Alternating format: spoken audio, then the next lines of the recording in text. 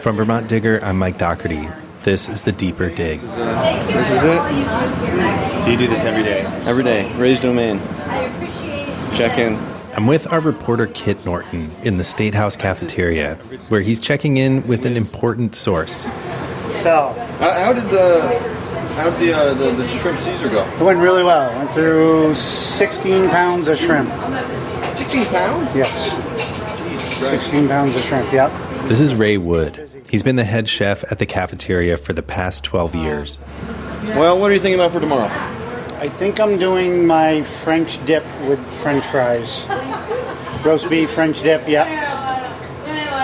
This is a new one. I don't think Yeah, you've done this no. before. If you read Final Reading, Kit's daily newsletter, you know he always talks to Ray about what's going on the menu the next day.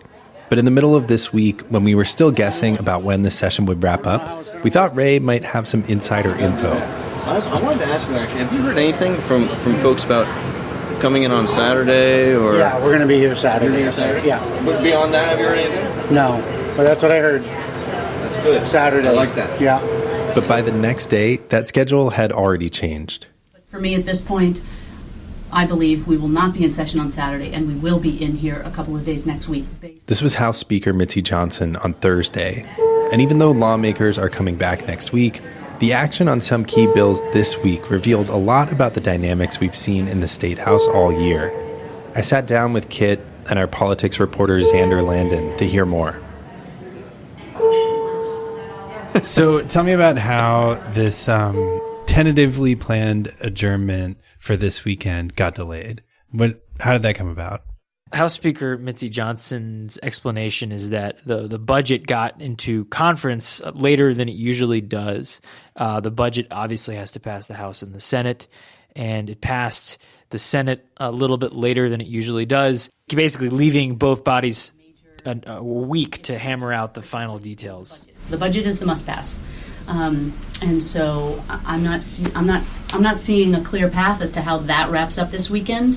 I think that there are sort of bigger issues and disagreements at play here that are really drawing things out, and those disagreements are sort of over the two major priorities of Democrats this year: the minimum wage bill and the paid family leave bill. They're trying to think about, how do we get this stuff across the finish line?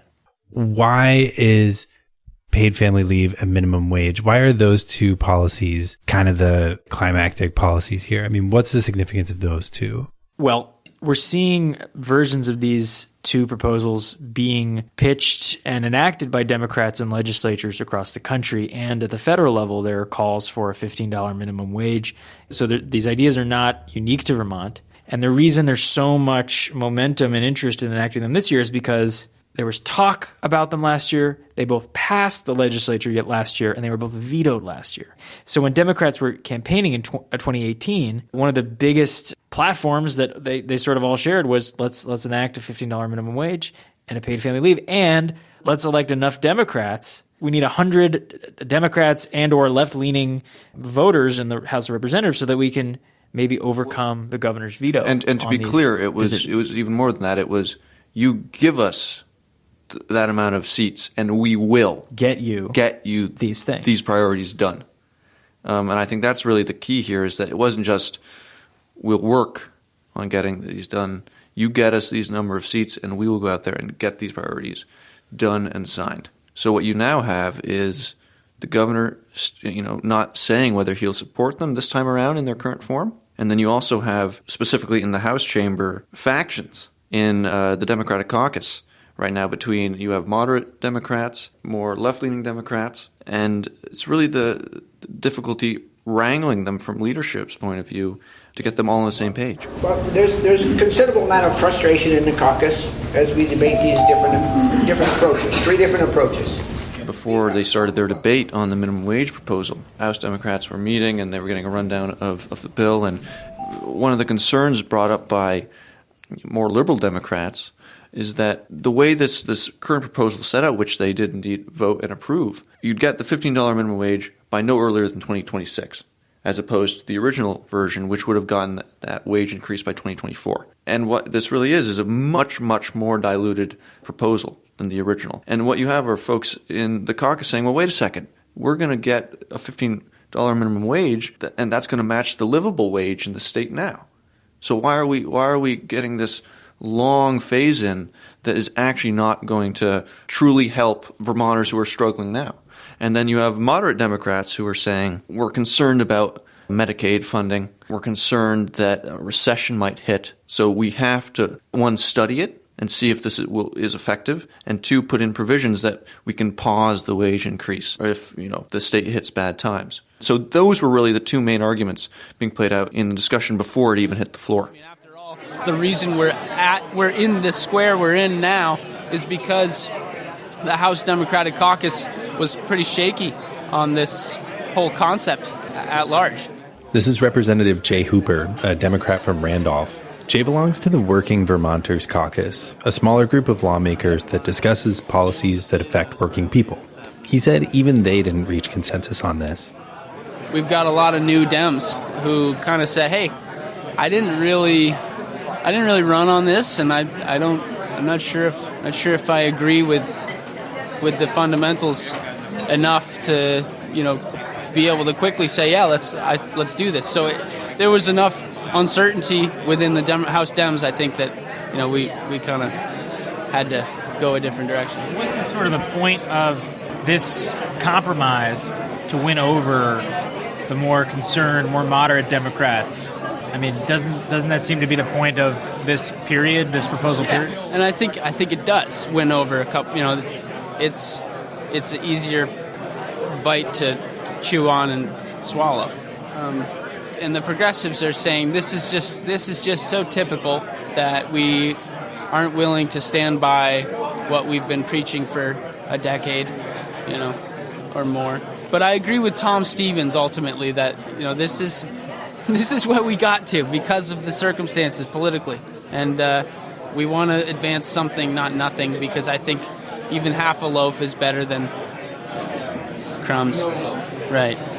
I think it's important to note that House leadership in previous years and even this year backed the $15 minimum wage by 2024, the more aggressive minimum wage increase. The reason that they ultimately went with this more slow rollout is because they wanted to win over some of the moderate Democrats to get a stronger vote on the floor, and they wanted to potentially win over the governor. We have an obligation here on behalf of our constituents and everyone else in Vermont to get a good workable piece of legislation forward, and that's our job here. And that may be frustrating to many people here, but that's how it is. Thank you. But what really makes the task for Democrats even more difficult now is that the vote that they got on the floor yesterday wasn't close to the number they'd need. I mean, it was close, but not close enough to the number they'd need to override a veto. It would be very hard for them to get the 100 votes. They got 90 yesterday. They need 100 to beat a veto. Please listen to the second reading of the bill. Page 107, an acronym of paid family and medical leave. And on the paid leave side, there are a lot of senators, Democrats, that don't think that the paid leave plan is necessarily what we should be investing in right now. We talk about the importance of affordable housing for the people that we have who are really struggling with housing instability or homelessness. We talk about the importance of higher ed, and yet we are funding our higher ed system at a level that's kind of at the bottom of the nation. And the list goes on. So from my perspective, I am weighing this, not that it's not meritorious, that people don't benefit from it. I certainly don't dispute that at all. I just see that this is taking revenue that will never be available, and therefore I view it as almost putting at risk or a threat to our ability to ever substantially address the commitments that we are failing to fulfill. It would cost basically, depending on how you look at it, depending on what proposal you're looking at, between about $30 million and $80 million to fund this thing. It would be funded by a mandatory payroll tax, at least the Democrats' plan, on workers and or employers. So it's a lot of money, and there are Democrats that say that if we levy this tax on folks, it's going to eat into our ability to raise money for other priorities because we're putting more burdens on people to fund this thing when we have all these other things that maybe we should be funding that are higher priorities. So These are all kind of things that are going to have to be worked out in the coming days. And can the governor get on board? He's not really being super clear. He's remained mum on this. Yeah, absolutely. Even though he's kind of hinted here and there, he's not coming out. And this is one of the things where House leadership just today, said how basically irritated it's been with the lack of clarity coming from the governor's office. I'm still hoping that in our meetings and frequent communications with the governor and the administration, we get some actual guardrails from him. We've met a number of times. We're continuing to meet. And when I ask about questions of, where are you willing to go? Where are the guardrails on this conversation for you? I mostly get non-answers that are either we'll see what the whole package of legislation looks like, or let me wait and see what a vote looks like. Do you feel like he's not being forthright enough in this end part of the session, that he hasn't been clear enough about where he will support or will not support a budget or the minimum wage bill and these other sort of big pieces of legislation? I think that's exactly how I feel. I liken it a little bit to the tale of Goldilocks. Last year, the porridge was a little too hot when in March he was giving a list of what bills he was going to veto before those bills were ever even out of committee and finalized. This year, the porridge is a little too cold, with him saying, I'm going to wait and see on everything. House Speaker Nancy Johnson compared the governor's negotiating with Goldilocks and the Three Bears today. We're looking for the porridge in the middle, where we actually have a conversation and we're able to say, here's what's important to me, here's what's important to our side, and how can we make that work? This year, he's not being clear enough about where he could be able to strike a compromise on some of these things, even though he said he'd be open to it. And she's saying the porridge is a little too cold. We need something more in the middle, she says. So, interesting metaphor. The meetings are entertaining, but we don't actually come out with usable knowledge or concrete steps. Let's jump ahead to today. Early today, Governor holds a press conference. What do we learn? Well, I don't know if we learned too much today. He basically said what he's been saying since the beginning of the session, which is that he's going to wait until he receives these major pieces of legislation like the minimum wage proposal, paid family leave, and the budget. He's going to wait to weigh in on them until they get to his desk. I'm looking at the aggregate, and I say this a lot, but it's real. When you look at the aggregate burden on Vermonters, whether you're looking at the paid family leave, whether you're looking at the increased taxes, whether you're looking at things outside of even our budget, the burden on Vermonters. He's taking a much different approach than he did last year when he was sort of openly threatening vetoes. I mean, there are some clear indications of proposals he would or would not support, but Democrats are complaining that he's not being clear enough. Yeah, and I think it's fair to note that lobbyists in the State House are noting how really the governor, from a kind of strategic communications point of view, this session has been pitch perfect. The entire session, he stayed out of the fray, unlike the last session, and has really made it so the House and the Senate have just been teed off against each other, and he's been staying out of it. Well, I think they need to work it out. I mean, we're seeing there's a lot of difference between the House and the Senate. This isn't just about the differences between the legislature and the administration or me. They need to work out their differences first, and then I have something to react to. And instead of either in the House or the Senate coming out strongly against the governor months ago, they've been bickering amongst themselves. I mean, the thing is, though, they do know that the governor would almost certainly veto their paid leave bills because they're funded through mandatory taxes on people. They do know that the governor wouldn't go for the $15 minimum wage proposal by 2024 because he vetoed that proposal last year. So they're aware of these things, but what's come to the forefront in the last 2 weeks or so is that on their biggest priorities, they can't agree with themselves. You're saying that kind of rallying together that veto-proof majority would be a safer way to get those bills through than depending on the support of the governor? Well, I don't think that's necessarily true. I think, if anything, we're learning that rallying that quote-unquote veto-proof majority, in the case of the minimum wage, for example, it may actually be easier to give the governor a proposal that he could sign, opposed to getting a proposal that 100 members of the House of Representatives could sign. And that's kind of what they tried to do with this proposal that passed yesterday in the House. The problem is that now for them is that the governor's not saying what he would or would not support. The other big one, actually, which happened earlier this session, which kind of you look at it now and you see a lot of the factions that are there now. They started then when there was the weatherization vote that would be on. It was a vote that would have hiked the tax on heating fuel, and this was a very contentious debate on the floor, contentious in committee, contentious all over the building, and you had a lot of freshman members have to make a really tough vote.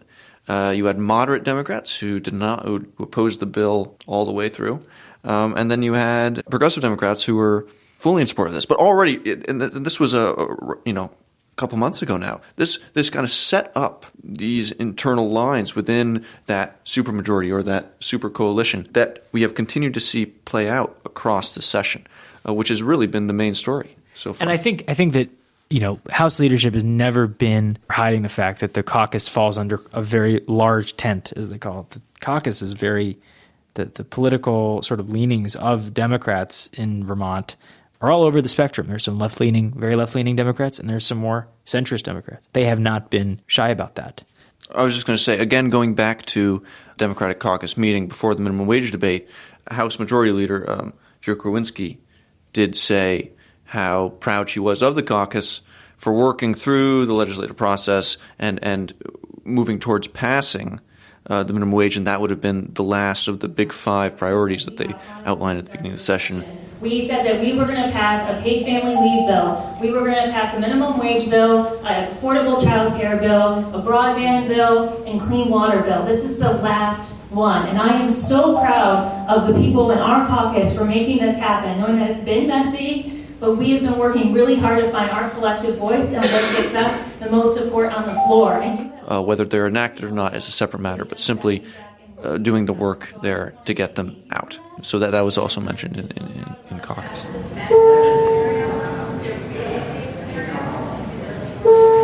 I imagine most people probably be listening to this after the session wraps up or next week when things are a little bit further along. I know we don't know what's going to happen over the next few days, but do you have kind of like a overall takeaway from what played out this session? I think the takeaway sort of, and this is the way it's really going to be every year and probably in any legislature in the country, is that there's more than one piece of the puzzle when it comes to all these different things. I mean, there's no one leg of government has its way. Every piece of government is going to have a different way to approach the same policy. I mean, the governor came out with a paid family leave proposal. He had a proposal. He pitched it. That went to the legislature that already had its own idea about a paid leave proposal. You had the House do something. The Senate didn't like what the House did. The governor doesn't like what the legislature's done. And now you have to find a way to hammer something out in the 11th hour that at least the Senate and the House are going to agree with to some degree. And maybe the governor can agree. I think the takeaway for me and the takeaway, government is divided, and that can make it hard to get things done. And it often results in policy that maybe no one thinks is ideal. No one entity or branch of government thinks is ideal, but is a representation of multiple views and negotiations. If any of these big things pass, it's likely going to be something that is a compromise that isn't a resounding success for any one branch of government or any one entity. I remember, one lawmaker said, his rule of thumb is to keep everyone equally unhappy, and that's really what it kind of seems like going into the end game here of the session. It really does seem like everyone's just playing around, moving the shells around on a table, trying to make sure that everyone is equally unhappy with everything. Thanks, Kit. Thanks, Xander. Thank you. Yeah, that was great.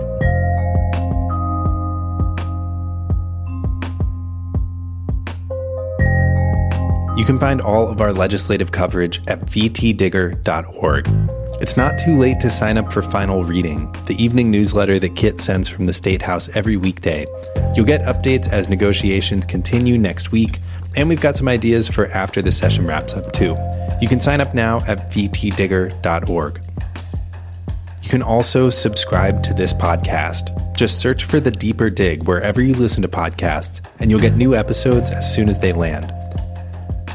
One more request: VT Digger's spring fundraising drive is happening now. We're a nonprofit news organization, and we rely on reader support for about 40% of our budget. If you value our State House reporting and our investigative work, please consider making a contribution. Just head to vtdigger.org/donate. We used music this week by Blue Dot Sessions. We'll be back next week with more stories from the Digger newsroom. Have a nice weekend.